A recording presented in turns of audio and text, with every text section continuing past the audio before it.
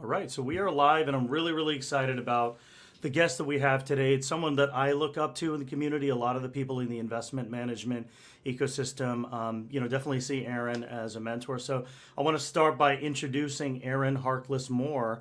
She's a senior director of investments at Pivotal Ventures. It's a company created by Melinda Gates to advance social progress in the United States. And, Erin, I told you this off the record. I just want to personally thank you and give you a shout out. You've been a huge supporter of the Sutton ecosystem. You've come to some of our community events and have really inspired a lot of people, especially people that are building their own firm, a firm that's going to be durable for the next generations, but then also institutional LPs that are looking to think, be thoughtful about how they're allocating for the decades to come. So personally, I just want to thank you for supporting me and the community, and then also just, making time for us. I know you guys are really busy, so really appreciate it.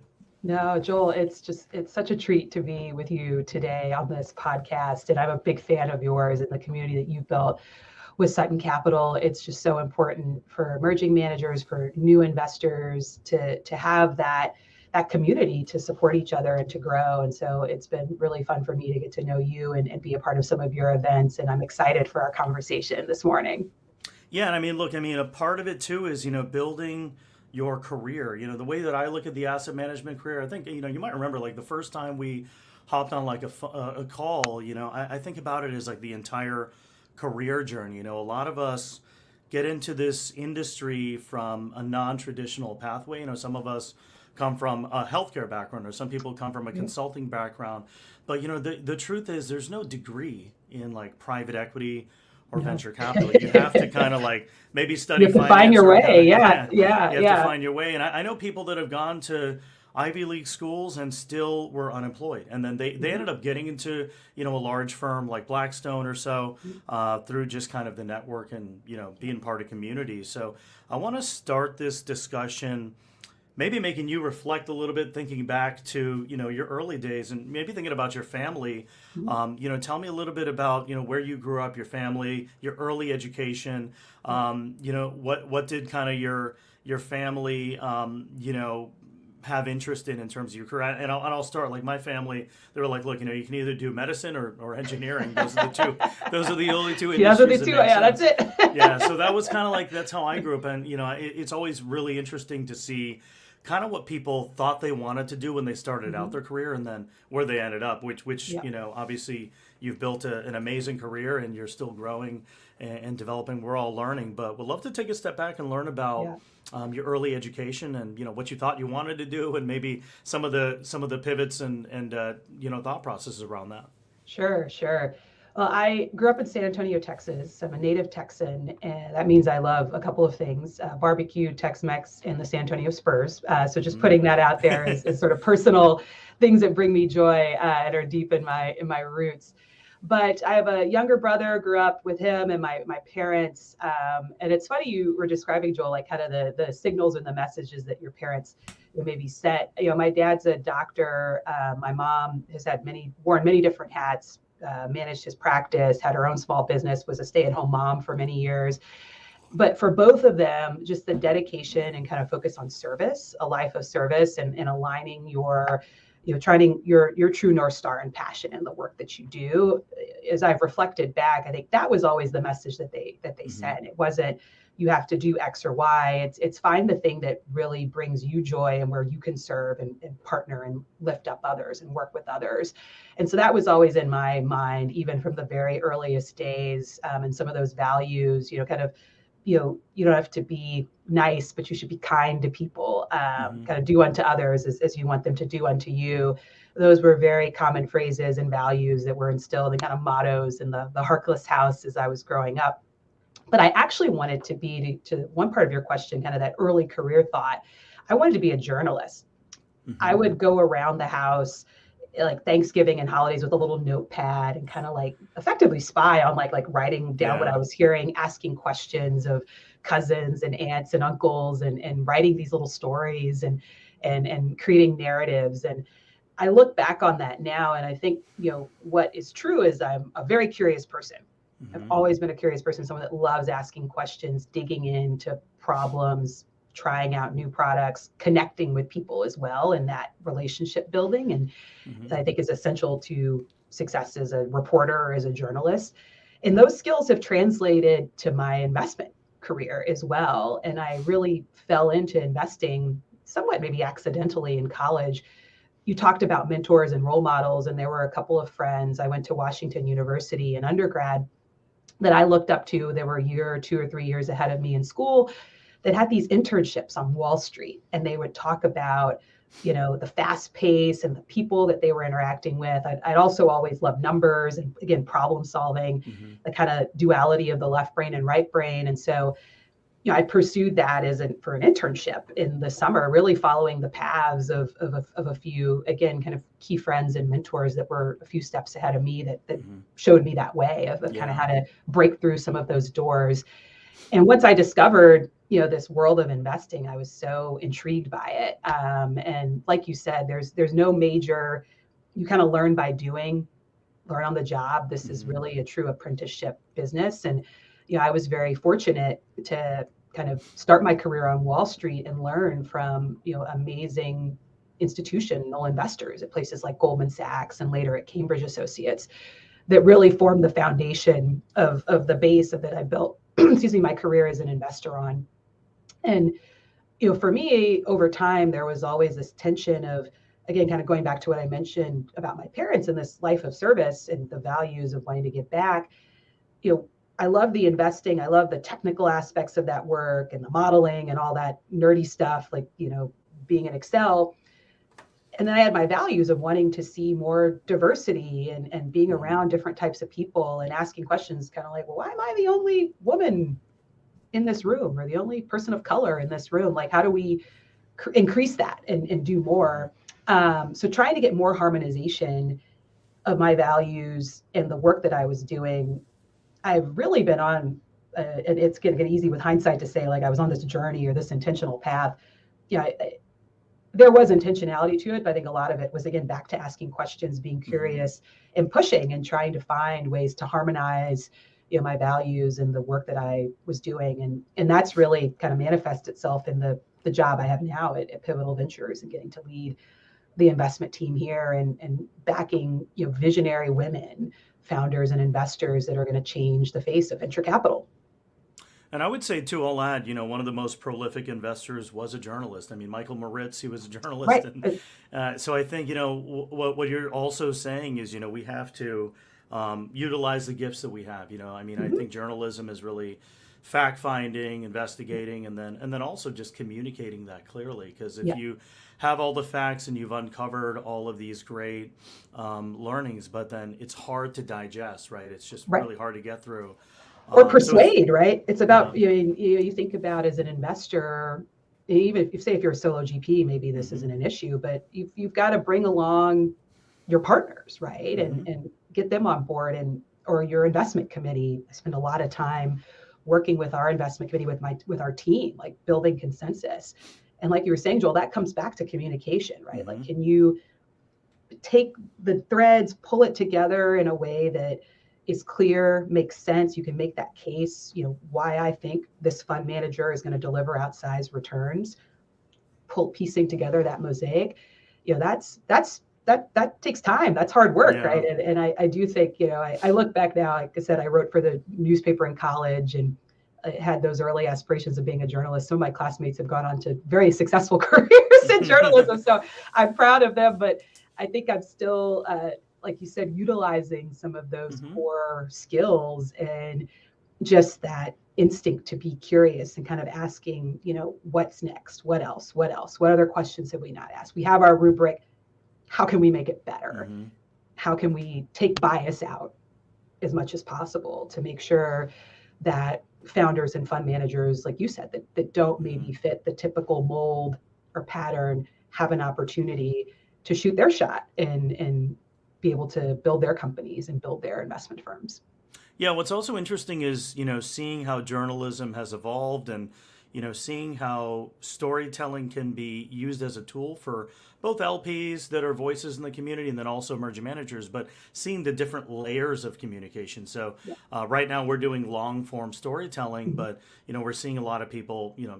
I might experiment chopping samples of this and making it short form as well. So I think it's just amazing to see how that's evolved, right? From writing a column in a newspaper Right. to now, short form columns on Twitter, Mhm. and then, Right. video content really being, a tool for fund managers to share their mission, right? If they have a Right. certain mission that's really important to them, that drives them, kind of like you've had, it's important to kind of like concisely and precisely communicate that. So, and then, I recently, the reason why I talk about this is because I recently saw a short form video of Jeff Bezos, Mm, and mhm. he was talking about his whole process of meetings. And Yeah. his meetings, I mean, they spend 30 minutes in the meeting reading together, because obviously Mm.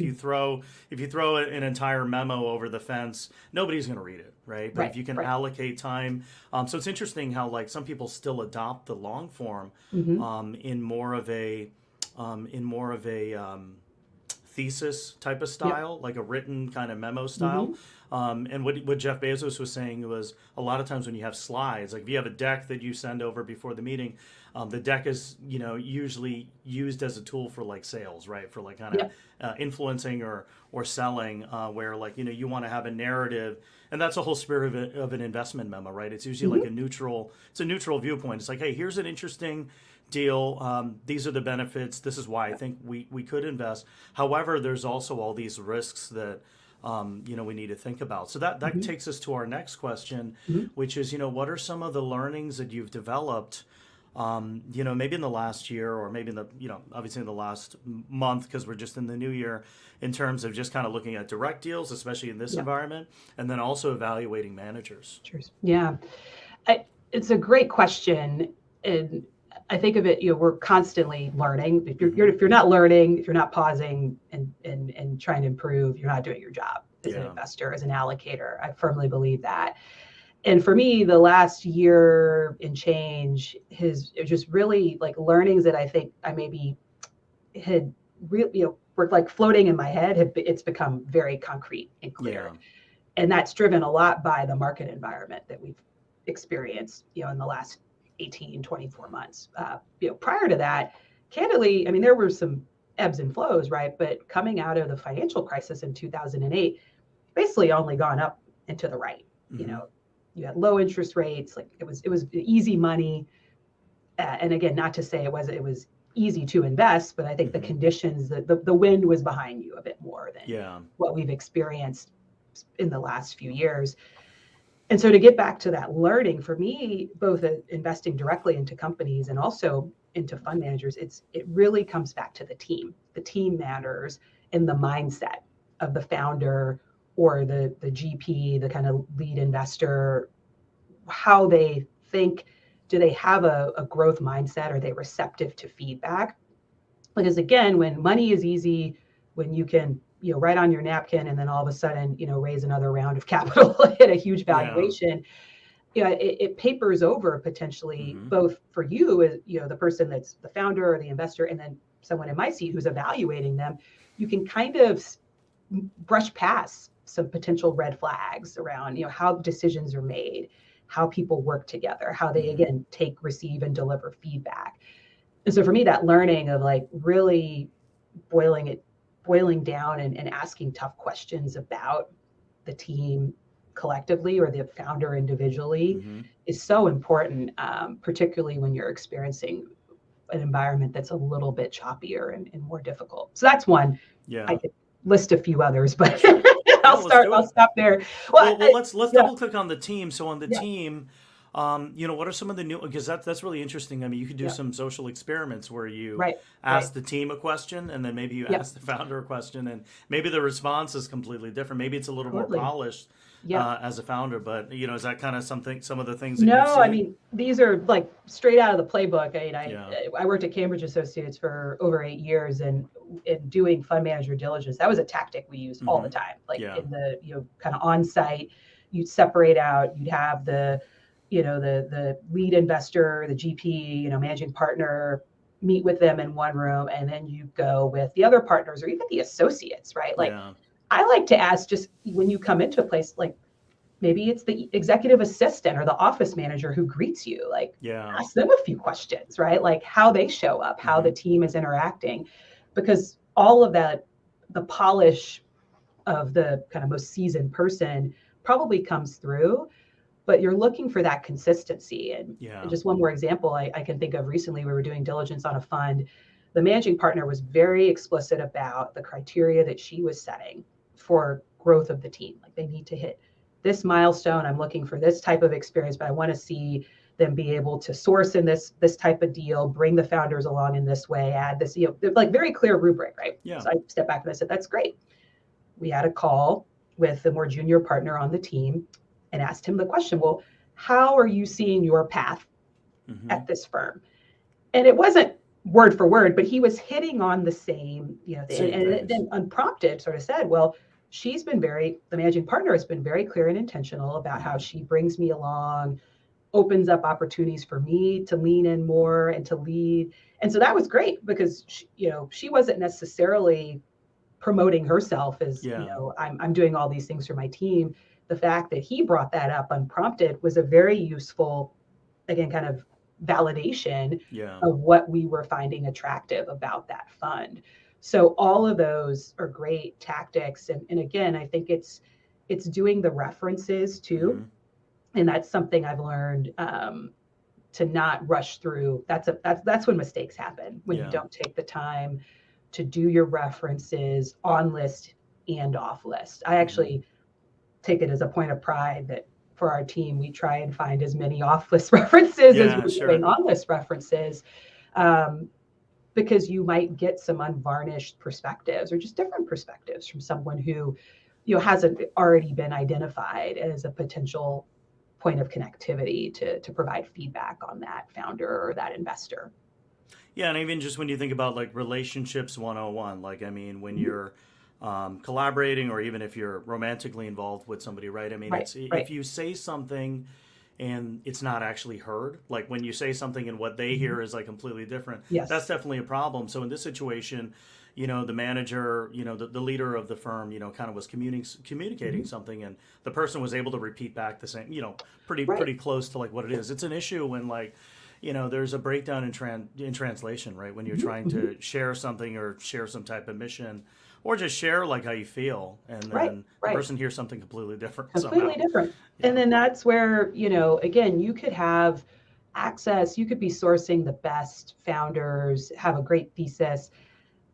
I think the things that derail fund managers over time is that inability to build a firm, right? Just because you're a great investor does not mean you're going to be a great firm builder.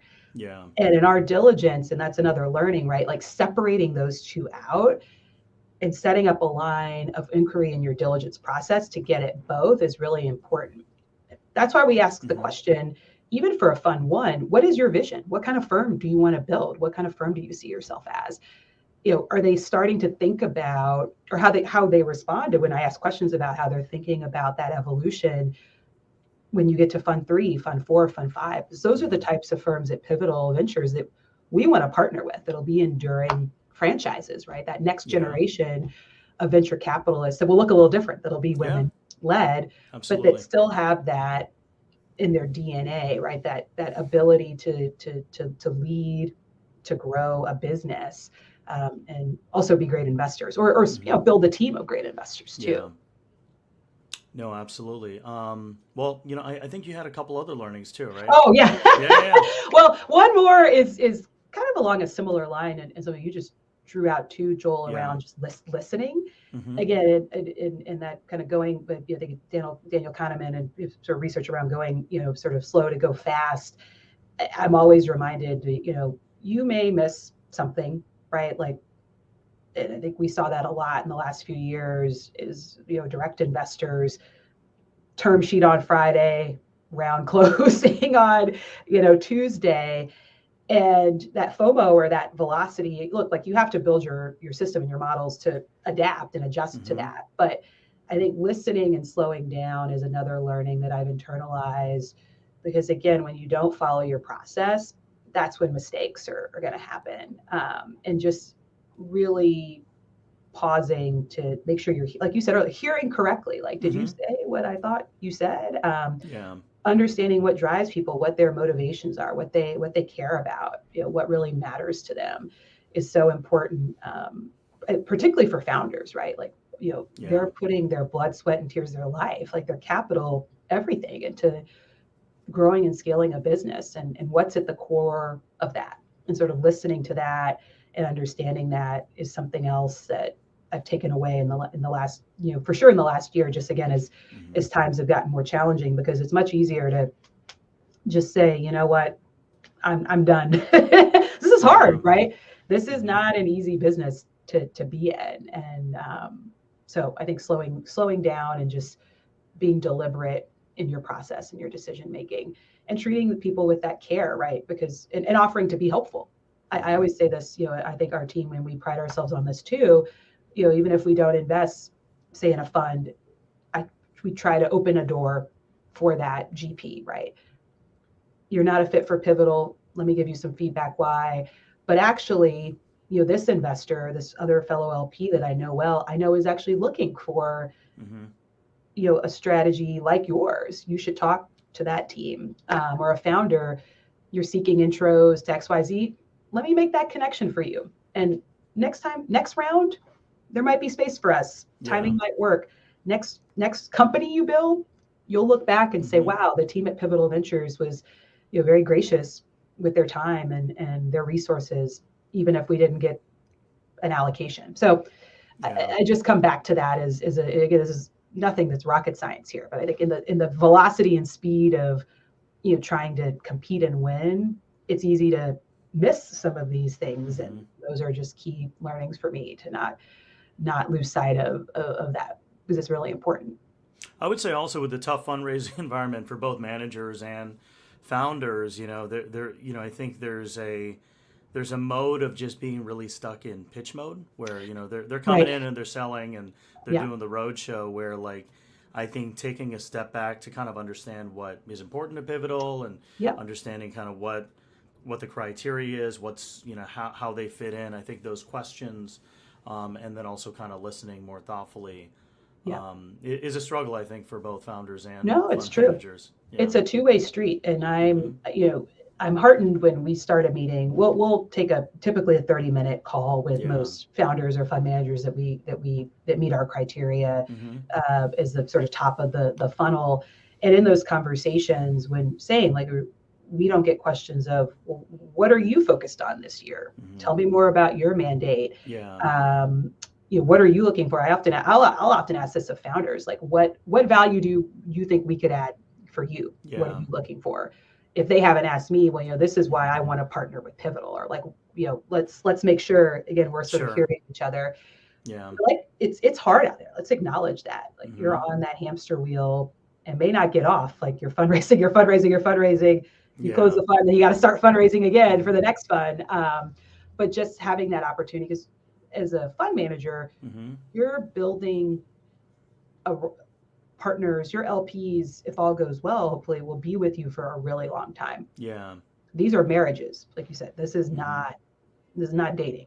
Once I've signed that subscription document, we're in it for a decade plus. And so you want to make sure that you have people around the table that are going to be with you through good times and bad, and that are aligned, and that will be supportive of you. And so taking the time to ask those questions is something I've seen many investors, many GPs do. And it may lead them to say, you know what, you're maybe not the best fit for us right now as an LP. And that's okay. That's okay. And I think to your point, I mean, just pumping the brakes and really focusing on just building a relationship, I think will compound over time than, just leading with the deck and kind of running into the performance and all that. So I think it's really relationships first, and, people invest in who they really want to, be aligned with. Who they want to win and they're aligned with. No, totally. Because again, we spend a lot of time at work. And doing this work, and you want to be surrounded by people that you are excited about what they're doing, and you've built that relationship with. I often will say, if I can't get to a point where in like 60 seconds I can summarize like why we backed this fund Yeah. or why we're excited about this founder and this opportunity, that's a problem, right? Because Mm-hmm. that should be just blatantly clear through the relationship that we built. Obviously, the diligence and the financials and crush, but it's something about like what makes that team distinctive, that strategy distinctive. That if I can't articulate that in less than a minute, then Sure. we haven't invested appropriately in Mm-hmm. building that relationship as you described. Yeah. No, it's great. And we'll maybe I'll jump to the next question, and Yeah, feel free to weave in the other learnings too if you got to sure. rattle them off. Yes, yes. But I think, and maybe you can weave in some of the learnings along with the frameworks that you think are important Yeah. when emerging fund managers are developing their craft in investing, right? So maybe they're starting out, maybe they were a founder in the past and now they're, Mhm. switching into being on the buy side. What are some of the basic frameworks that you think is important? And again, feel free to weave in your learnings along with this Sure. too. Sure. I as an investor, boils down to particularly the early stage Mm-hmm. in venture capital, and I think this is consistent in other ways. As you migrate up the capital stack, it really comes down to three things. What's your strategy? How do you source? How do you put this portfolio together? And then what value are you bringing? How are you stewarding the capital that you've been entrusted by your limited partners over time? And some fund managers, I think, lose sight of that all three of those are essential into Mm-hmm. defining what I think of as your edge as an investor, right? Like Sure. there needs to be something kind of differentiated and that stands out across those three verticals to get us excited and to get me to be able to have that 30-second, 60-second, like fund ABC is excellent in doing this, this, and this that I do not have elsewhere in my portfolio.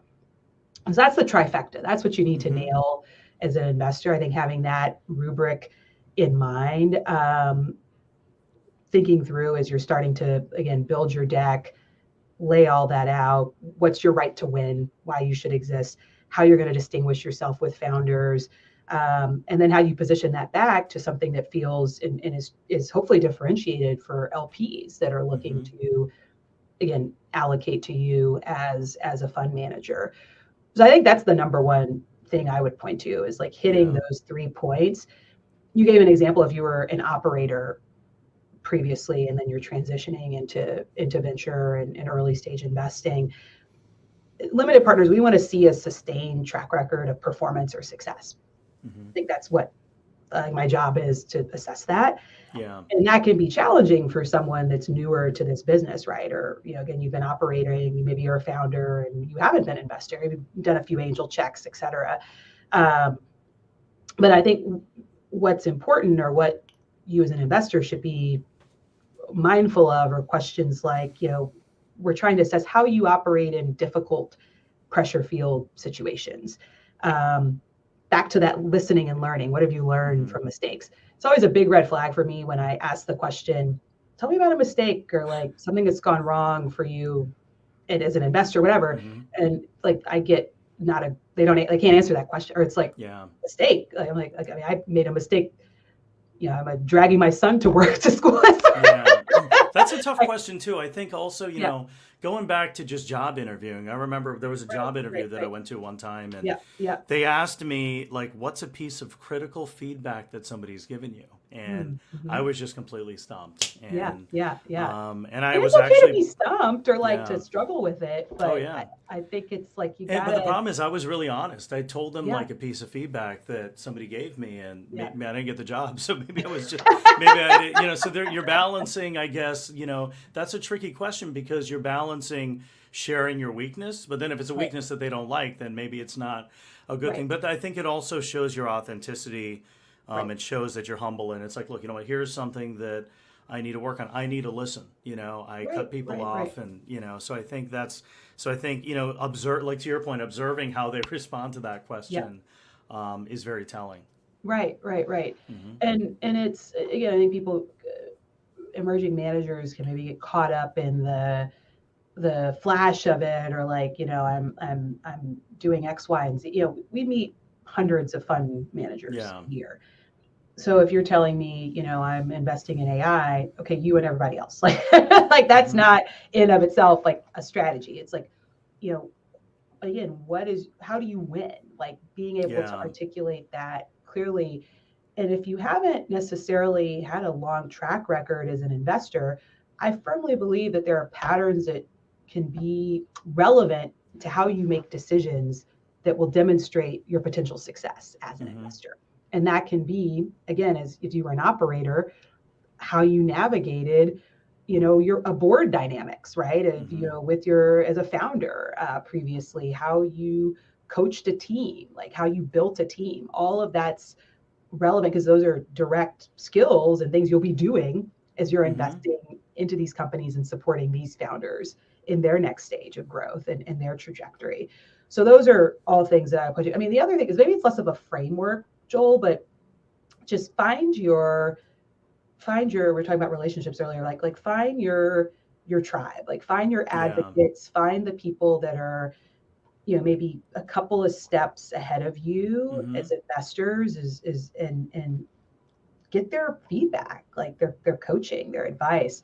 Yeah. I think our elbows can be sharp, but at the early stages, it's still a pretty collaborative Hmm.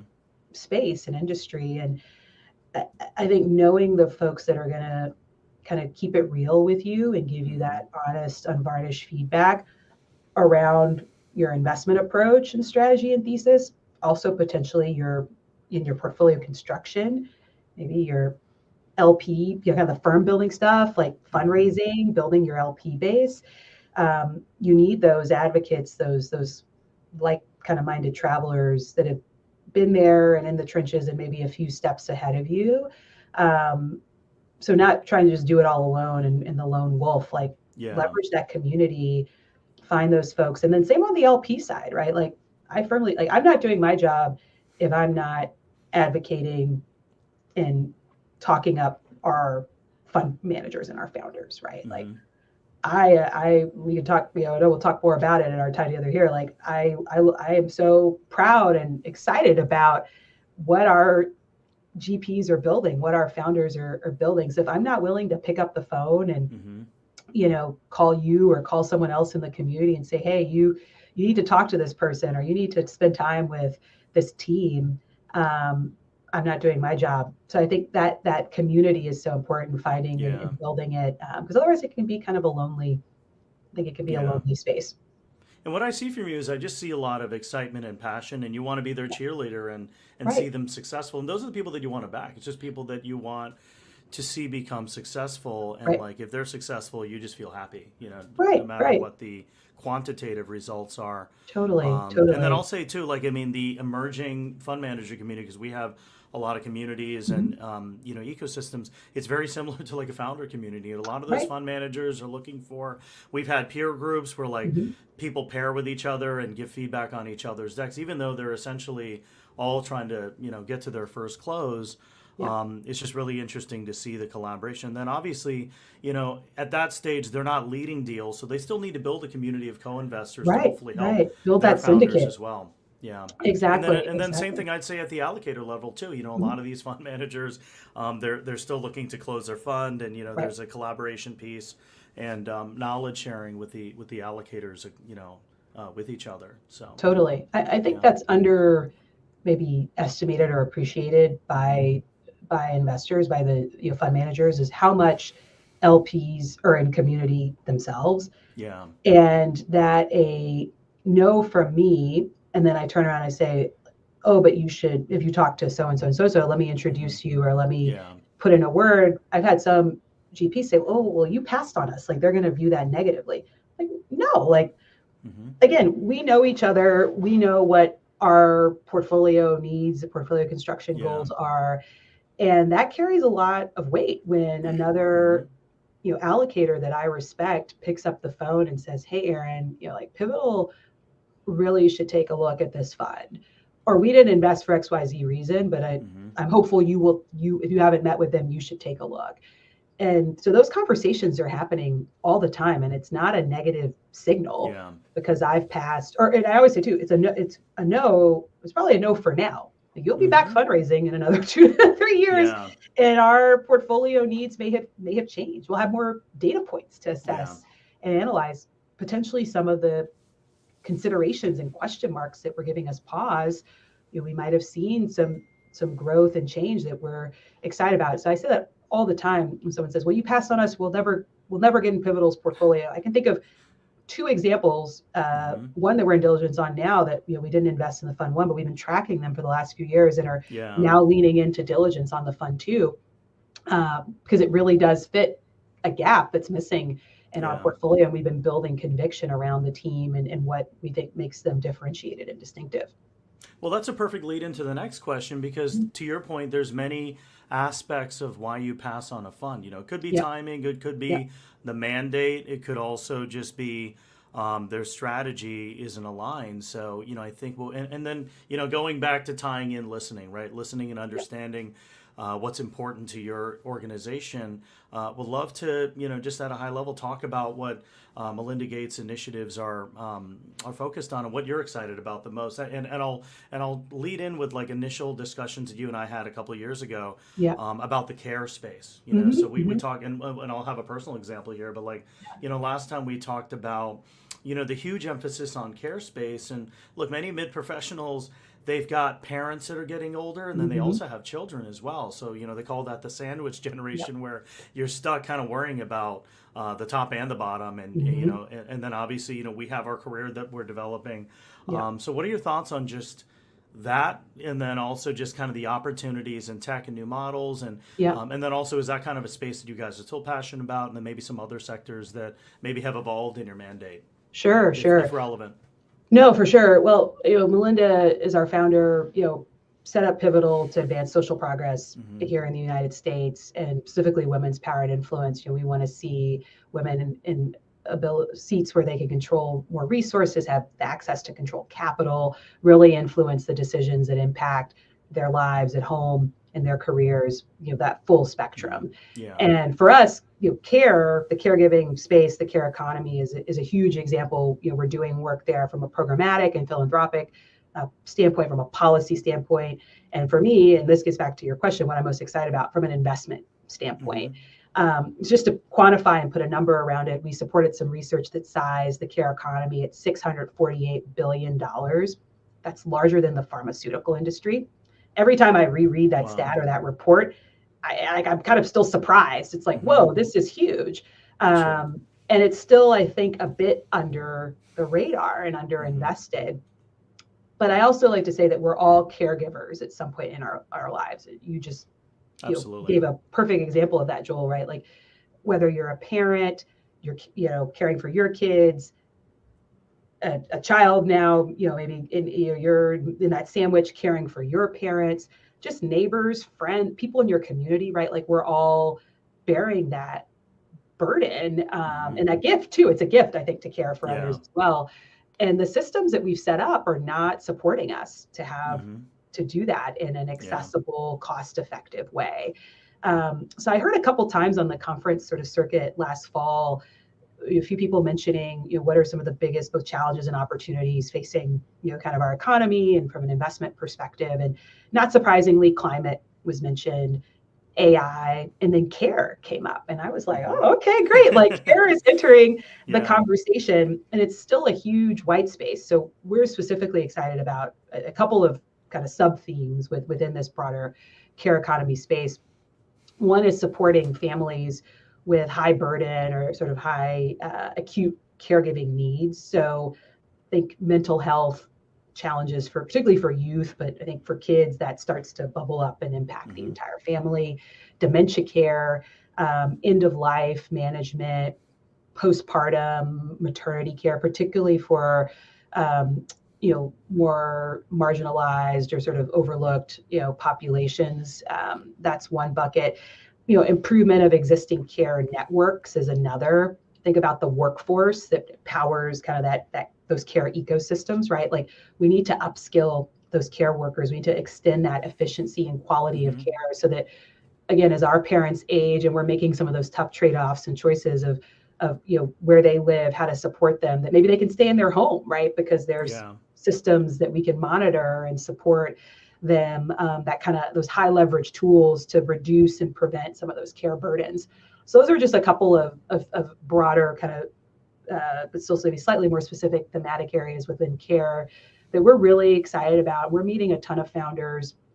I mean, even just this, like in January alone, I think over like 20 founders our team connected with that are touching this broad care ecosystem. I was chatting with one of our fund partners at Magnify Ventures the other day, and they have a thesis in sort of technology to support modern families. And they were similarly enthusiastic about what they're seeing is that opportunity with more really sharp founders wanting to build in this space.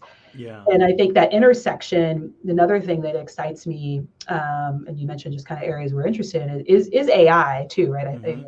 We could not have a podcast in conversation 2024 and not mention AI. And not mention AI. We would be turned off, right? Check. Check, like it's done. But seriously, it's for us at Pivotal as we think about the full spectrum of our work in empowering and advancing women's power. We don't want to replicate the same biases that exist right now as AI models, these large language models, all the other systems, generative AI becomes to the forefront, right? So thinking a lot about how to support and create kind of ethical systems, and a lot again as LPs and allocators, like it's on us, I think, to be asking some of these questions and diligence of our fund managers as they're investing in companies that are that are using AI in a variety of different ways. So that's something that I think is just present in all of our work. For me though, the intersections of what I think AI can do alongside care is also pretty interesting. Seeing a lot of tools that have come to the forefront, effectively for what I think you could call kind of household optimization or management.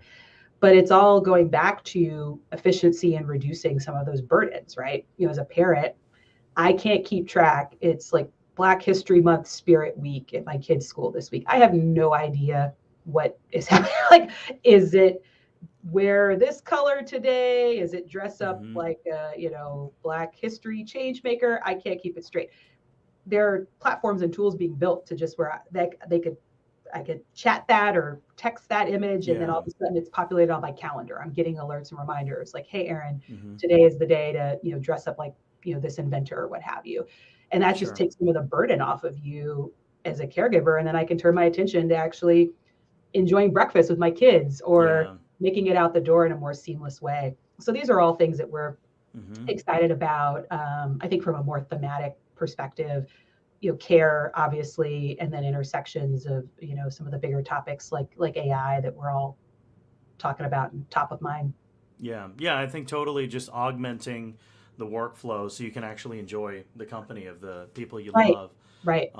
That's definitely hopefully the goal for the customer, and then also just from a business standpoint. When it comes to repeatability. So maybe we'll go ahead because we got about 10 minutes left. Yes. We'll wow, this is going by. I mean, time flies when you're having a lot of fun. So it does. I've really enjoyed the conversation.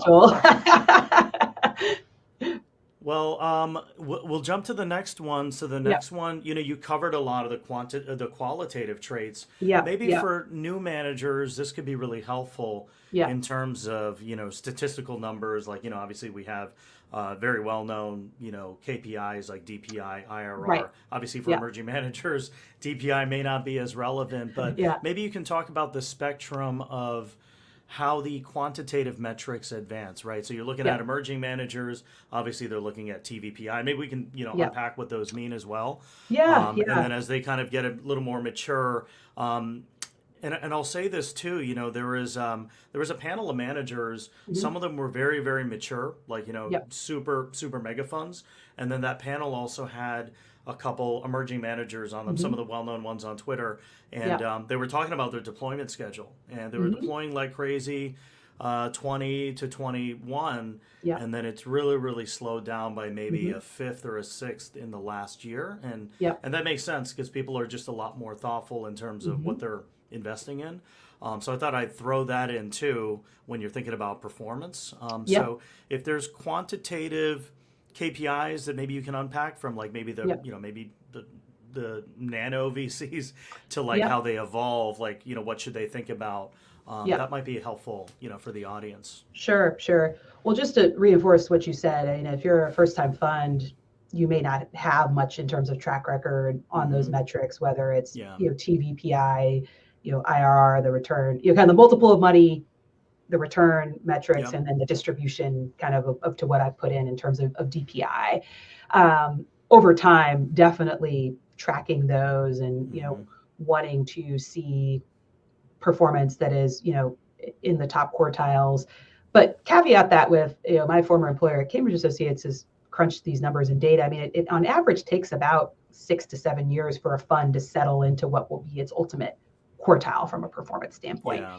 So let's do the math, right? If you're raising every, kind of out, investing over a 3-year period, so you're, raising your fund roughly in that time period, I may have invested in 2 or 3 funds before I've seen, the performance start to season and materialize from your very first fund.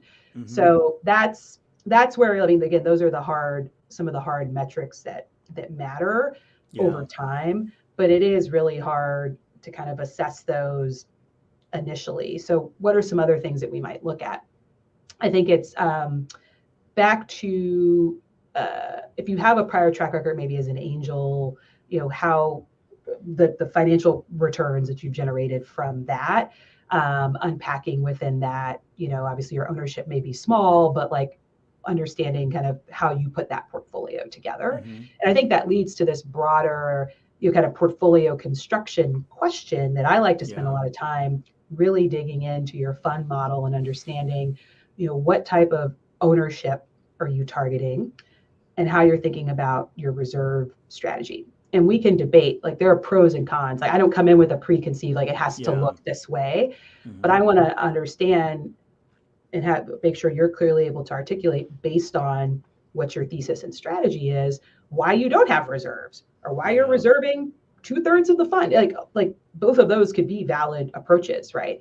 And then how that sort of plays itself out in driving the performance. And are you being intentional in communicating that back to your founders as well? Because that's something else that I think can come back to bite you when there's a misalignment of expectations of how you're going to show up over time as an investor.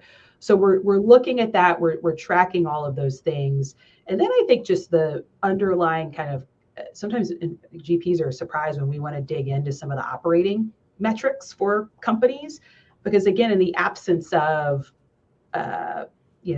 exits or DPI, right? It's like, how are these businesses actually tracking against the things that are relevant to that business? Has there been follow-on capital raised at what price? How we're thinking about that, and then again back to your ownership and whether you've been able to protect that or not for a variety of reasons.